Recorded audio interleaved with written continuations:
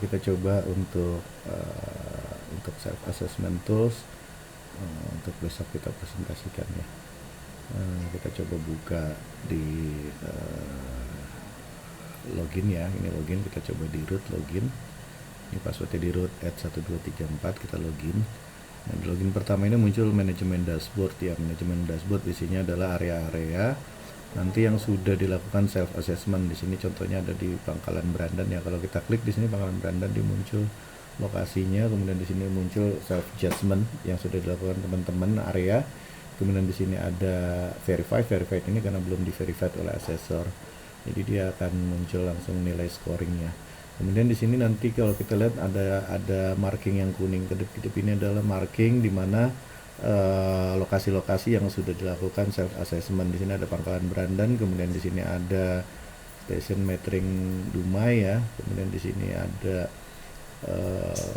Koto Gasip, kemudian juga ada lagi Koto Gasip Kota Batak Junction, kemudian di area CSA ini di sini ada CSA, ada di KM 27 ya, booster station, kemudian di daerah SSA ada Station Metering Pusri.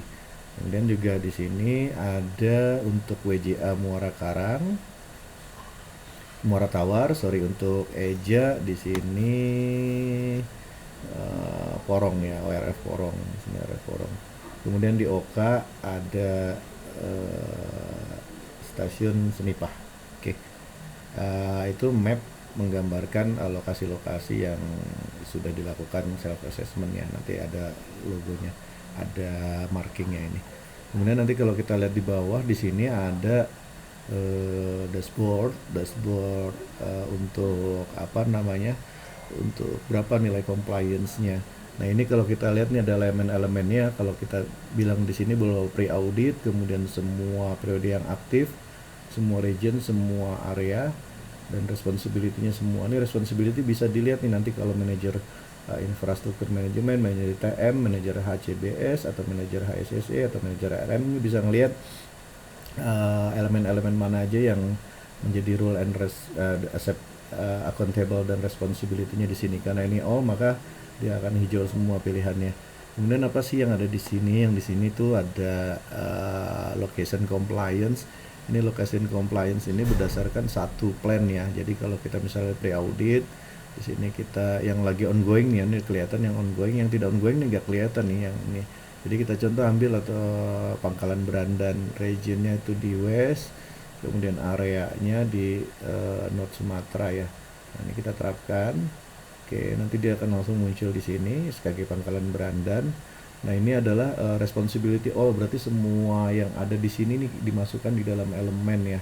Nah, nanti kalau kita lihat di sini ada overall compliance. Ini kenapa nilainya kecil? Karena overall compliance ini dihitung dari satu location dari 20 location di rata-rata. Jadi kalau kita mau lihat keseluruhan sebuah area compliance terhadap PSIM itu dari sini. Ini totalnya. Karena ini hanya baru satu yang dilakukan assessment. Kemudian ini evaluated compliance, yaitu adalah compliance dari sebuah area dalam satu area di 20 dari 20 lokasi ya. Jadi ini hanya Pangkalan Brandan aja. Nah, kalau ini adalah dashboard yang menunjukkan untuk semua. Ini untuk semua yang mengisi ini ya sekitar 33% dari 20 location. Jadi sebenarnya ini sama aja nilainya dengan sebelahnya, kecuali kalau kita rubah menjadi misalnya kalau kita ngomong masalah operation aja gitu loh. Ini kita masalah responsibility-nya operation aja, artinya accountability dan responsibility dari operation. Nah, kalau kita lihat di sini ya, di sini ada elemen accountability dan responsibility-nya operation itu ada di elemen 6, elemen 8, elemen 9, 11, 14 gitu. Nah, dari ke-5 elemen ini itu tim operation itu menghasilkan 49,6 compliance gitu dari accountable dan responsible-nya gitu loh.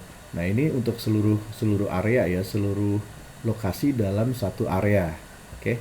Kemudian di sini kan dibagi menjadi 3 kategori ya di Pertagas atau di Pertamina terkait dengan PSIM ini, yaitu pondasi, informasi analisis, pelaksanaan, kinerja perbaikan. Nah, kalau di sini dilihat dia di pondasi 00 nih, saya nggak tahu kenapa, apakah belum diisi atau apa ya dari hasil Kita klik all aja deh biar kita jelas ya. Kalau kita klik all, karena di elemen tadi nggak ada operasi, makanya nggak kelihatan gitu loh. Nah kalau kita lihat di sini pondasi itu kebanyakan ada di elemen-elemen HSE, HC, IM dan lain-lain ya. Ini adalah nilainya 63%. Kemudian informasi dan analisis di elemen 6 dan 7, 11 ini 73%. Kemudian pelaksanaan di elemen 10, 9, 14, 12, 8, 13 ini 58% ya hasil self assessmentnya. Oke, kemudian di sini nanti kebaca komplain dari 4 kategori itu.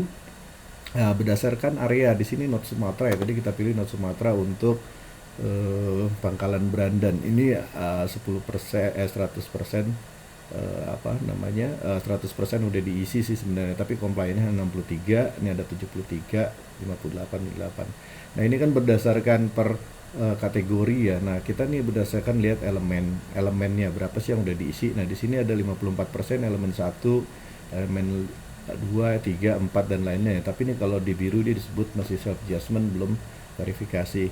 Kemudian ini kita bisa lihat detail di SKG Brandan. Nah, ini adalah di SKG Brandannya. Oke, kemudian untuk detail dashboard ini isinya sih sebenarnya informasi terkait dengan masing-masing dari 4 kategori di yang di dalam standar PSAIM. Nah, contohnya misalnya kita ambil lokasi tadi Pangkalan Brandan ya, Pangkalan Brandan, kemudian dia semua yang aktif ini ya Pangkalan Brandan ya, regionnya West ini, kemudian di North Sumatera kita terapkan ya. Nah, ini kelihatan di sini bahwa overall PSAIM-nya dan dia dapat 65% ya yang self assessment-nya meskipun belum diverifikasi. Completion-nya udah diisi hampir ya 100% gitu. Ini menunggu verifikasi, memang belum diverifikasi gitu loh. Jadi ini kelihatan elemen-elemen di dalam pondasi itu apa aja, S1, 2, 3, 4 ini kelihatan berapa persen yang udah diperoleh. Kemudian elemen-elemen yang terkait dengan informasi dan analisis ini di elemen berapa nih kelihatan presentasinya, detailnya gitu loh. Kemudian ini adalah aktivitasnya. Ini aktivitas dari yang sudah dikerjakan ya di Pangkalan Brandan, West, North Sumatera. Location Pangkalan Brandan kita terapkan ya di sini. Oke, ini yang verified masih 0 karena memang tadi belum di verified ya. Ini yang unverified ada 65% tadi sesuai dengan self assessment-nya. Kemudian ini masih draft karena memang belum verified ya, ada 243 pertanyaan. Kemudian ini ya terakhir tadi di upload di tanggal 19 bulan 7 ya. Nah, ini aktivitasnya. Kemudian kalau kita tingkat assessment adalah heat map-nya ya. Kita lihat heat map di semua area gitu kan.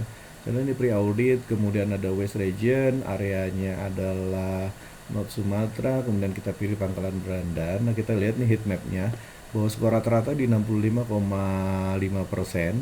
Terus pertanyaan terjawab 243 dari 243 ya. Kemudian 100% progres pengisian, ada 18 elemen.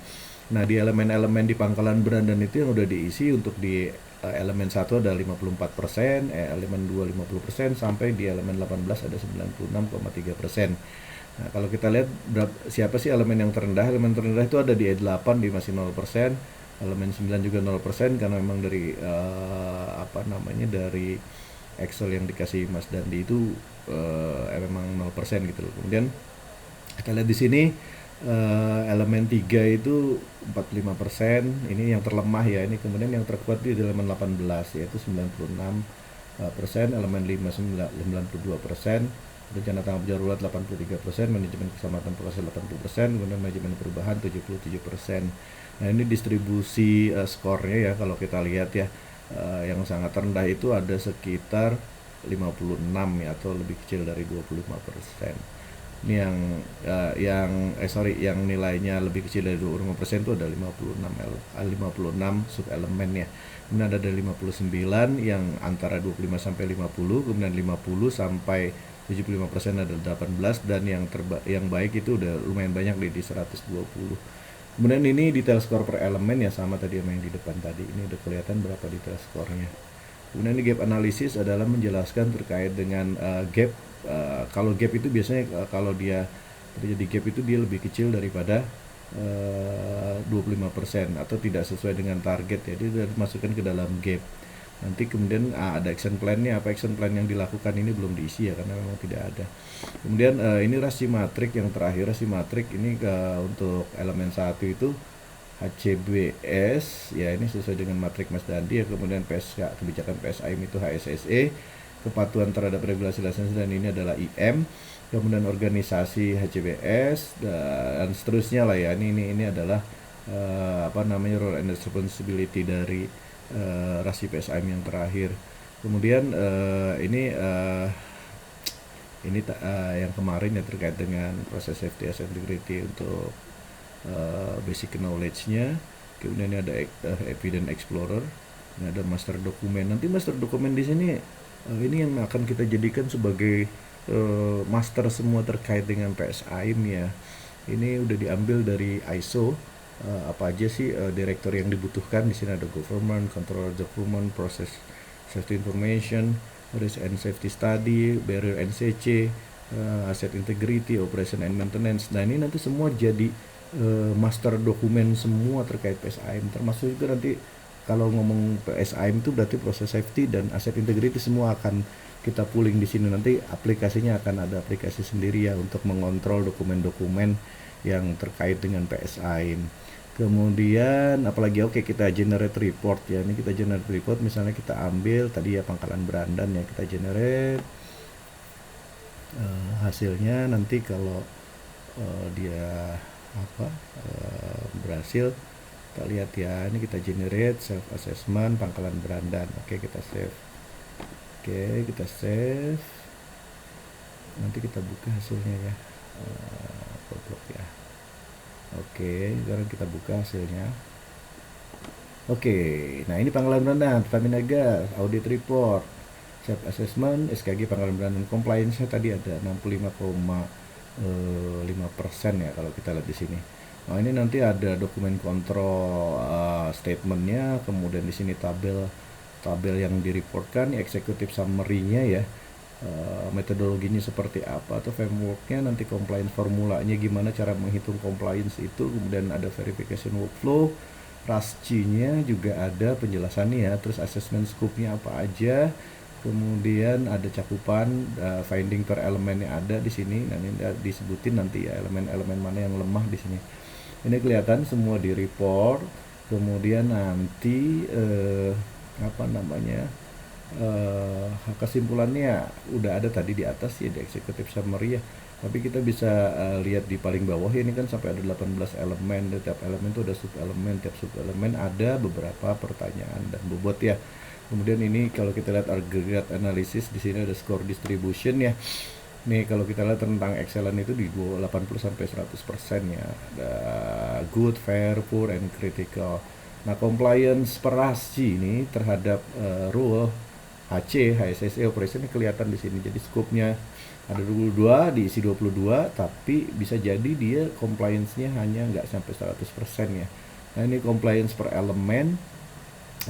Kemudian nih action plan-nya masih kosong ya, tadi memang kita nggak isi.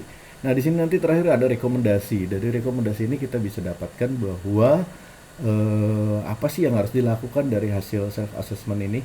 Jadi semua rekomendasi ini akan disampaikan di sini berdasarkan penilaian yang sudah dilakukan. Contoh misalnya compliance improvement periode mencapai 65,5%, target Pertamina Gas tipikalnya di 80% ya, selisihnya 14. Nah ini apa sih resource allocation, 3 elemen terlemah perlu jadi prioritas. Kemudian verification throughput itu ada 0 pertanyaan 0. Nah ini harus diperbaiki ya, artinya harus segera dilakukan perbaikan di sisi elemen-elemennya.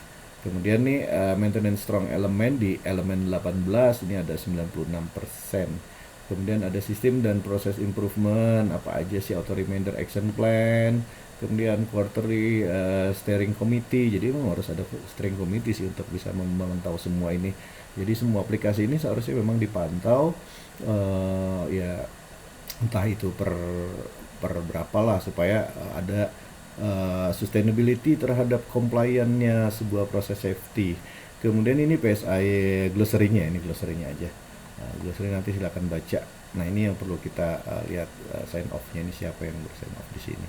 Oke, ini nanti ini kan manajemen dashboard ya, artinya ini nanti dia di root ininya apa namanya loginnya. Ini bisa login GM area, GM region tuh hanya bisa melihat di area regionnya aja gitu loh.